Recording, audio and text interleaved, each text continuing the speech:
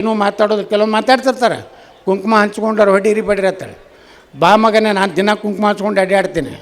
ಯಾರ ಅಪ್ಪಗೆ ಯಾವ ಹುಟ್ಟಿದ್ದಂದ್ರೆ ಅವ್ನು ಬಂದು ನಾನು ಕುಂಕುಮ ಹೊಡಿದು ತೋರಿಸಲಿ. ಈ ರೀತಿ ಧರ್ಮ ವಿರೋಧಿ ಮಾತುಗಳನ್ನು ಹೇಳಿದಾಗ ನಾವು ಸುಮ್ಕೊಂಡ್ರದ್ದು ಬೇಡ. ನಾವು ಗಟ್ಟಿಯಾಗಿ ಮುಂದಿನ ದಿವಸಗಳಲ್ಲಿ ನಾವು ತಗೊಂಡು ಬಸವಣ್ಣ ಪೇಟೆಂಟ್ ತೊಗೊಂಡವನಿಗೆ ಮಾಡ್ತಾರೆ ಕೆಲವು ಮಂದಿ. ಅವ್ರು ಯಾರು ಸ್ವಾಮಿಗಳು, ಅವ್ರು ಮಾರಿ ನೋಡಿದ್ರೆ, ಒಬ್ಬ ಸ್ವಾಮಿದು ಮಾರಿ ನೋಡಿದ್ರೆ ಆಯತ್ತು ಇಲ್ಲ ಕಮಾನಿ ಹೆಂಗೆ ಅದಾನ ನೋಡ್ರಿ ನೀವು. ಅವ್ನು ತೆಗೆದು ಈ ಹಸಿರು ಹಾಕಿಬಿಟ್ರೆ ಅವನಿಗೆ ಕಮಾನಿ ಹೆಂಗೆ ಕಾಣಿಸ್ತಾನವ. ಅವ ಹೇಳ್ತಾನ, ಲಕ್ಷ್ಮೀ ಪೂಜೆ ಯಾಕೆ ಮಾಡಬೇಕು, ಗಣಪತಿಯ ಪೂಜೆ ಯಾಕೆ ಮಾಡಬೇಕು. ಇನ್ನೊಬ್ಬ ಸ್ವಾಮಿ ಹೇಳ್ತಾನ, ವೀರಭದ್ರ ಗಿಡ್ಡನವನ್ನು ಯಾಕೆ ನಾವು ಪೂಜೆ ಮಾಡಬೇಕು. ಮತ್ತು ಇನ್ನೊಂದು ಧರ್ಮವನ್ನು ಹೊಗಳ್ತಾರೆ, ಇಸ್ಲಾಂ ಅಂದರೆ ಶಾಂತಿ, ಜಕಾತ್. ಬಪ್ಪರೆ ಸ್ವಾಮಿ. ಇನ್ನೊಬ್ಬ ಸ್ವಾಮಿ, ಇಸ್ಲಾಂ ಮತ್ತು ಲಿಂಗಾಯತ ಸಮಾನ ಇದೆ. ಹೆಂಗಂದ್ರೆ ಅವರು ಮಣ್ಣಾಗಿಡ್ತಾರತ್ತ, ನಾವು ಮಣ್ಣಾಗಿಡ್ಕೋತೀವತ್ತ. ಅವರು ಬಸವಣ್ಣ 2 ಲಗ್ನ ಆಗ್ಯಾರ್ತ, ಅದಕ್ಕೆ ಅವ್ರು 4 ಲಗ್ನ ಆಗ್ತಾರತ್ತ. ಇವು ಹೆಂಗೆ ಅಸಂಬದ್ಧವಾದಂಥ ನೋಡ್ರಿ. ಎಲ್ಲಿಯವರೆಗೆ ನಾವು ಕುಂತು ಕನೇರ ಮಠದ ಸ್ವಾಮಿಗಳು ಏನು ತಪ್ಪು ಮಾತಾಡ್ಯಾರ, ನೀವು ಏನು ಮಾತಾಡಿರೋದಕ್ಕೆ ಉತ್ತರ ಕೊಟ್ಟಾರ. ಸವಾಲು ಜವಾಬು ಇರುವುದೇ ಇಲ್ಲ. ನಾ ಮೊನ್ನೆ ವಿಧಾನಸಭಾದಾಗ ಸಿದ್ದರಾಮಯ್ಯವ್ರು ಕೇಳಿದೆ, ಸಂವಿಧಾನದಾಗ ಎಲ್ಲಿ ಮುಸಲ್ಮಾನರಿಗೆ ರಿಸರ್ವೇಷನ್ ಕೊಡೋದೈತ್ರಿ ಸಿದ್ದರಾಮಯ್ಯನವ್ರದ್ದು ಕೇಳಿದೆ. ಮಿಸ್ಟರ್ ಯತ್ನಾಳ್, ಆರ್ಟಿಕಲ್ ಹೇಳ್ರಿ, ಅದು ಎಲ್ಲ ಆರ್ಟಿಕಲ್ದಾಗ ಸುಡುಗಾಡ ಐತೆ. ಹಿಂಗೆ ನೋಡೋದು ಪೇಜ್ ಓಡಿಸೋದು ಇದೇ ನಡೀತು. ಅಲ್ಲಿಂದ ರಾಯರೆಡ್ಡಿ ಬಂದ, ಅವನ್ ತೆಗೆದು ಕೊಟ್ಟ, ಇದು ಅಲ್ಲೋ ಇದೇ ನಡೀತು. ನೋಡ್ರಿ, ಸಂವಿಧಾನದ ಮಾತಾಡ್ತೀರಿ ನೀವು. ಸಂವಿಧಾನ ವಿರೋಧಿ ಕೆಲಸ ಮಾಡ್ಲಾಕತ್ತೀರಿ ಅಂತೇಳಿ ಕೇಳುವಂಥ ಶಕ್ತಿ ನಾವು ಇರದೇ ಇದ್ದರೆ ಈ ದೇಶದ ಹಿಂದೂಗಳಿಗೆ ನ್ಯಾಯ ಸಿಗಲಿಕ್ಕೆ ಸಾಧ್ಯ ಇಲ್ಲ. ನೋಡ್ರಿ, ಅವತ್ತು ನಾವು ಬೈಲಾಕ ಚಾಲೂ ಮಾಡಿದ್ವಿ. ಮೊದಲು ಗುರುಗಳು ಪ್ರಾರಂಭ ಮಾಡಿದ್ರು, ನಾನು ಬಾಯಿಗೆ ಬಂದಂಗೆ ಆ ಸ್ವಾಮಿಗಳಿಗೆ ಬೈಲಾಕತ್ತೆ. ಇಲ್ಲಿ ಕ್ಯಾಮಿ ಹಾಕಿ ಹಾಕೊಂಡ್ರಪ್ಪ, ಸನಾತನ ಇದು ಕ್ಯಾಮಿ ಹಾಕೊಂಡು ಹಸಿರು ಹಾಕ್ಕೊಂಡು ಅಡ್ಡಾಡ್ರಲ್ಲ, ಅದೇನು ಇದು ಹಿಡ್ಕೊಂಡು ಅಡ್ಡಾಡ್ತಾರಲ್ಲ ಪಕ್ಕೀರರು. ಹಾಂ ಪಕ್ಕೀರ್ರಾಗರಿ ಒಂದು ಯಾವ್ದು ನವಿಲಿಂದು ಗರಿ ಬಡ್ಕೋತ ಅಡ್ಡಾಡ್ರಪ್ಪ, ನೀವು ನಮ್ದ್ರಾಗ ಯಾಕೆ.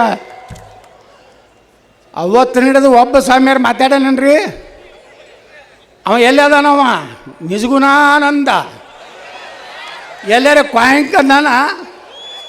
ಇನ್ನೊಬ್ಬ ಅವ ಶಾನೆಹಳ್ಳಿ ಎಲ್ಲರ ಕ್ವಾಯಿಂಕಂದಾನ. ಈ ನಮ್ಮಲ್ಲಿ ಒಂದು ಕೆಟ್ಟ ಚಟ ಐತ್ರಿ ಗುರುಗಳ. ಗೌಡ್ರ ಬುದ್ಧಿ ಹೇಳೋರು ಭಾಳ ಶಾಣೆ, ನಮ್ಮ ಸುತ್ತಮುತ್ತಿದ್ದವರು. ಗೌಡ್ರ, ರಾಡ್ಯಾಗ ಯಾಕೆ ಕಲ್ಲು ಹೋಗೋದು, ಮೈ ಕೆಸರು ಮಾಡ್ಕೋತೀವಿ ಬಾಪ್ಪರ ಮಕ್ಳು. ಇದು ಕೆಲಸ ಮಾಡಲಾರ್ದವ್ರು. ನನ್ನ ತತ್ವ ಏನಂದ್ರೆ, ರಾಡ್ಯಾಗ ಹಾಕಿ ಕೆಸರಾಗಿ ಬೀಳಿ ಗಟರಾಗಿ ಬೀಳಿ ತಿರುಗಾಡಿ ಹೊಡೆದು ಮೆತ್ತಗೆ ಮಾಡಿ ಗಂಗಾ ನದಿ ಒಳಗೆ ಹೋಗಿ ಜಳಕ ಮಾಡಿರಿ, ಎಲ್ಲ ಶುದ್ಧ ಆಗಿಬಿಡ್ತದೆ.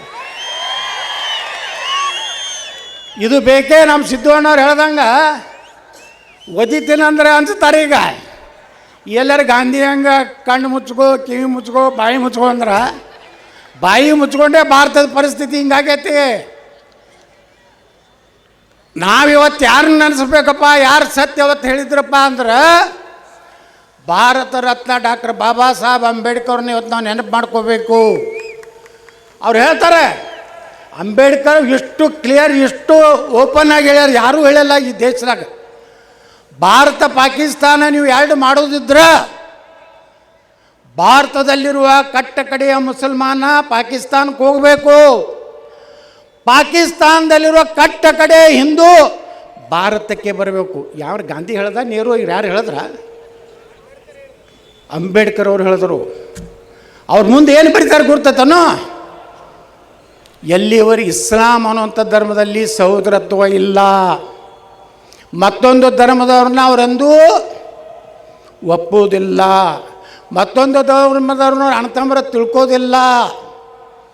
ಎಲ್ಲಿಯವರೆಗೆ ಭಾರತದಲ್ಲಿ ಮುಸಲ್ಮಾನರಿರ್ತಾರೋ ಅಲ್ಲಿವರೆಗೆ ಭಾರತದಲ್ಲಿ ಅಶಾಂತಿ ಇರ್ತದೆ ಅಂತ ಹೇಳಿ ಯಾರು ಹೇಳಿದವರು? ಭಾರತ ರತ್ನ ಡಾಕ್ಟರ್ ಬಾಬಾ ಸಾಹೇಬ್ ಅಂಬೇಡ್ಕರ್. ಇವತ್ತೇನು ನಡೆದೈತೆ ನಮ್ಮ ದೇಶನ? ಶಿವಾಜಿ ಮಹಾರಾಜರ ಮೆರವಣಿಗೆ, ಮಕ್ಕಳು 200 ಮಂದಿ ಒಳಗೆ ಕುಂಡಿರ್ತಾರೆ. ನಮ್ಮ ಎಸ್ ಪಿ ಹೇಳ್ತಾನ, ನನಗೊಂದು ನಮ್ಮ ಆಫೀಸರ್ಗೆ 2 ಕಲ್ಲುಗಳು ಬಂದವು. ಆ ಎಸ್ ಪಿ ಎಣಶಾನ ಕಾಣಿಸ್ತೈತಿ, ಇಷ್ಟೇ 2 ಕಲ್ಲಿಟ್ಟಾರ ನೋಡಿ. ಎಷ್ಟು ಒಬ್ಬ IPS ಅಧಿಕಾರಿಯಾಗಿ ಅದು ಸಣ್ಣ ಕಲ್ಲು ಏನಂತ ಚಪ್ಪಲಿ ಎಸಿತಾರಲ್ಲ, ಆ 200 ಮಂದಿ ಅದಕ್ಕೆ ಕೂತಿದ್ರಪ್ಪ. ನಮ್ಮ ಮೆರವಣಿಗೆ ಬರ್ತೈತೆ ಅಂದರೆ ಆ ಮಸೂತಿಗಳನ್ನೆಲ್ಲ ಖಾಲಿ ಮಾಡಬೇಕು, ಕೀಲಿ ಹಾಕ್ಬೇಕಿನ್ ಮ್ಯಾಗ.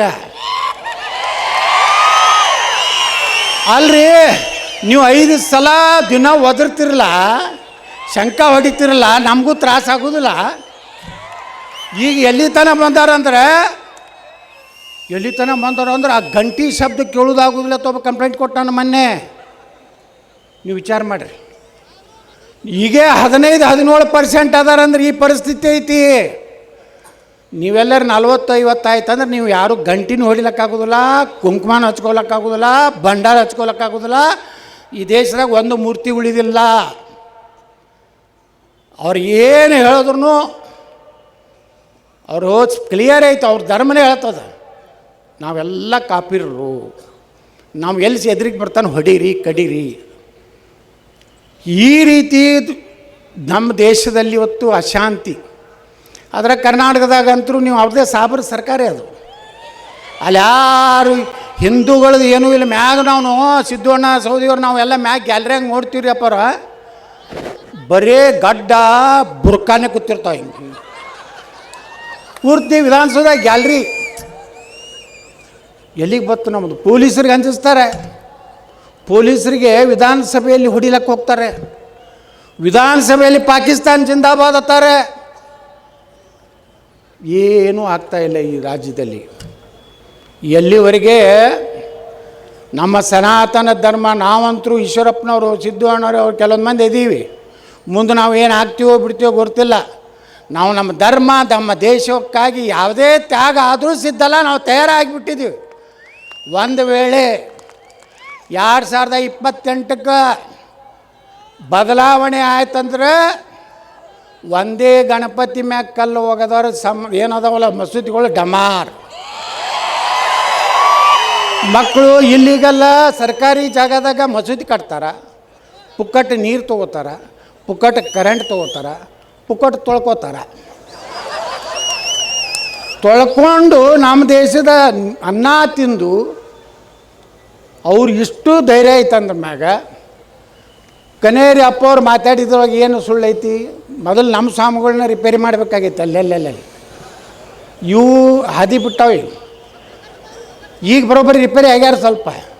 ಈಗ ಎಲ್ಲರೂ ಒಂದು ಕಡೆ ಕೊಯ್ನ್ ಕಲ್ತ ಅಂದ್ರೆ ಯಾಕಲ್ಲ ಆಗ್ಯಾರ?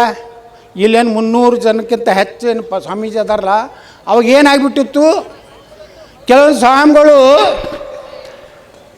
ಮಾತಾಡೋ ಪಾಪ ಅವ್ರು ಏನು ತಮ್ಮ ಮಠ ಆಯಿತು, ತಪಸ್ಸಾಯ್ತು, ತಮ್ಮದು ಪೂಜೆ ಆಯಿತು, ಪುನಸ್ಕಾರ ಆಯಿತು, ಇದು ಬಿಟ್ಟರೆ ಯಾಕಪ್ಪ ನಮ್ಗೆ ಹೊರಗಿಂದಲ್ಲ ಹಂಗೆ ನಡೀದಿಲ್ಲ. ಇನ್ನು ಮ್ಯಾಗ ನಮ್ಮ ಧರ್ಮಕ್ಕೆ ಬೈದ್ರೆ ಅವ್ರು ಏನೇನು ಮಾತಾಡಿದ್ರಲ್ಲ ಶಾಂತಿ ತಂದವ್ರು ಮನೆ ಚಪ್ಪಲ್ ಹೋಗೋದಾಗ ಎಲ್ಲಿ ಹೋಗಿದ್ರು ಅವರು? ಮತ್ತು ಖಂಡಿಸಬೇಕಾಗಿತ್ತಿಲ್ಲೋ.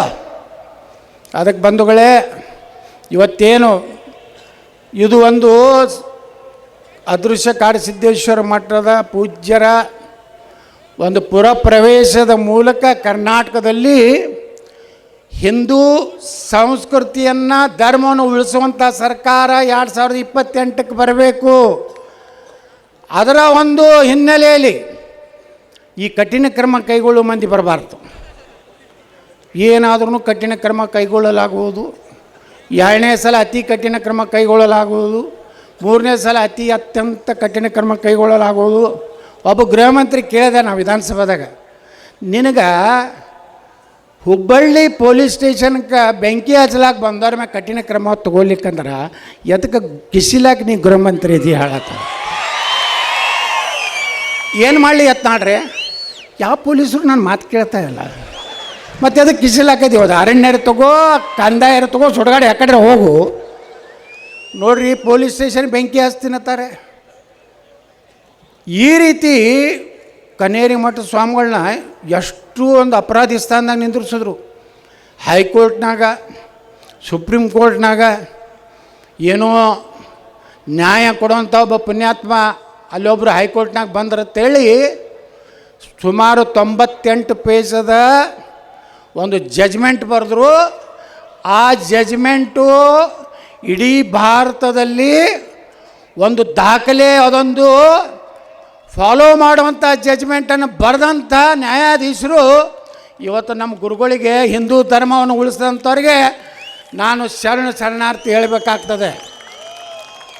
ನ್ಯಾಯಾಂಗನೂ ನಮ್ಮ ಪರವಾಗಿ, ನಾವೇನು ಮತ್ತೊಂದವರು ಹಿಂಸೆ ಮಾಡಿಲ್ಲ, ದೇಶ ವಿರೋಧಿ ಚಟುವಟಿಕೆ ಮಾಡಿಲ್ಲ ಗುರುಗಳು. ನೋಡ್ರಿ, ಅವರು ಯಾರು ಹೆಂಗೆ ಮಾತಾಡ್ತಾರೆ ಹಂಗೆಲ್ಲೇ ಮೆಟ್ಲೆ ಹೊಡಿಬೇಕು. ಹಂಗೆ ಮಾತಾಡಿದವ್ರಿಗೆ ಮೆಟ್ಲೆ ಹೊಡಿಬೇಕಂತ ಅವ್ರೇನು ಅಂದಾರಲ್ಲ, ಅದು ಬರೋಬ್ಬರಿನೇ ಐತಿ. 100ಕ್ಕೆ 100 ನಾವು ಸಮರ್ಥನೆ ಮಾಡ್ತೀನಿ. ಇನ್ನು ಮ್ಯಾಗನೂ ಅಪ್ಪರ ಬಿಡಬೇಡ್ರಿ ಸಡ್ಲ, ಎಲ್ಲರೂ ಮಾತಾಡೋಕ್ಕೆ ಚಾಲೂ ಮಾಡಿರಿ. ಇವರು ಬರೇ ಸಿದ್ದರಾಮಯ್ಯ ಬಲ್ಲಿ ಹೋಗೋದು, ಮನೆಗೆ ಕೊಡೋದು, ಬಸವಣ್ಣನ ಫೋಟೋ ಕೂಡಿಸ್ರಿ, ಬಸವಣ್ಣನ ಅದನ್ನು ಮಾಡಿರಿ. ಇವರು ಲಿಂಗಾಯತ ಧರ್ಮ, ವೀರಶೈವ ಬೇರೆ ಅನ್ನುವಂಥದ್ದು ಹಚ್ಚಿ, ಈಗ ಯಾರು ಲಿಂಗಾಯತ ಧರ್ಮತ್ ಮಾತಾಡಕತ್ತಾರೇನ್ರಿ ಕರ್ನಾಟಕದಾಗ? ಈಗೆಲ್ಲ ಬಿಟ್ಬಿಟ್ಟಾರ. ಅವ್ರಿಗೆ ಹೇಳಿವಿ ನಾವು, ನೀವೇನಾರಿ ನಮ್ಮ ಮಾತಾಡಿದ್ರಿ ನಿಮ್ಮ ಬಂಡವಾಳ ತೆಗಿತೀವಿ ಅಂದ ಮ್ಯಾಗ ಈಗ ಲಿಂಗಾಯತ ಧರ್ಮದವ್ರು ಟೂರ್ಸಾಗ್ಯಾರ, ಎಲ್ಲ ಟೂರ್ಸಾಗ್ಯಾರ. ಇಲ್ಕಂದ್ರೆ ಹೋಗೋಣ, ಒಂದು ಸಿದ್ದರಾಮಯ್ಯ ಒಂದು ಮನೆ ಕೊಡೋದದ, ಅದನ್ನು ಮಾಡಿರಿ, ಇದನ್ನು ಮಾಡಿರಿ. ಅಂದ್ರೆ ವೀರಶೈವ, ಲಿಂಗಾಯತ ಇದು ಎಲ್ಲ ಒಂದೇ. ನಾವೆಲ್ಲ ಸನಾತನ ಧರ್ಮದ ತಳಹದಿಯ ಮೇಲೆ ಭಾರತ ಇದೆ. ಆ ಸನಾತನ ಧರ್ಮ ಉಳಿಕ್ಕಾಗಿ ಇವತ್ತೇನು ಕನೇರಿ ಶ್ರೀಗಳು ಇಷ್ಟು ದೊಡ್ಡ ಸಂಖ್ಯೆಯಲ್ಲಿ ಒಂದು ದೊಡ್ಡ ಸೈನ್ಯ ಇವತ್ತು ತಯಾರಾಗಿದೆ ಮಠಾಧೀಶರದು. ಇದನ್ನು ನೋಡಿಬಿಟ್ರೆ ಸಾಕು, ಅವ್ರು ಏನು ಮಾತಾಡೋರು ಅದಾರಲ್ಲ, ಏನೂ ಮಾತಾಡೋದು, ಕೆಲವು ಮಾತಾಡ್ತಿರ್ತಾರೆ, ಕುಂಕುಮ ಹಂಚ್ಕೊಂಡವ್ರು ಹೊಡೀರಿ ಬಡ್ರಿ ಅಂತಾಳೆ. ಬಾ ಮಗನೇ, ನಾನು ದಿನ ಕುಂಕುಮ ಹಂಚ್ಕೊಂಡು ಅಡ್ಡಾಡ್ತೀನಿ. ಯಾರ ಅಪ್ಪಗೆ ಯಾವ ಹುಟ್ಟಿದ್ದಂದ್ರೆ ಅವ್ನು ಬಂದು ನಾನು ಕುಂಕುಮ ಹೊಡಿದು ತೋರಿಸಲಿ. ಈ ರೀತಿ ಧರ್ಮ ವಿರೋಧಿ ಮಾತುಗಳನ್ನು ಹೇಳಿದಾಗ ನಾವು ಸುಮ್ಕೊಂಡ್ರದ್ದು ಬೇಡ. ನಾವು ಗಟ್ಟಿಯಾಗಿ ಮುಂದಿನ ದಿವಸಗಳಲ್ಲಿ ನಾವು ಜಾತಿಯಿಂದ ಇವತ್ತೇನು ಹೊಡಿ ಕೆಲಸ ಮಾಡ್ತಾಯಿದ್ದಾರೆ, ಅದರ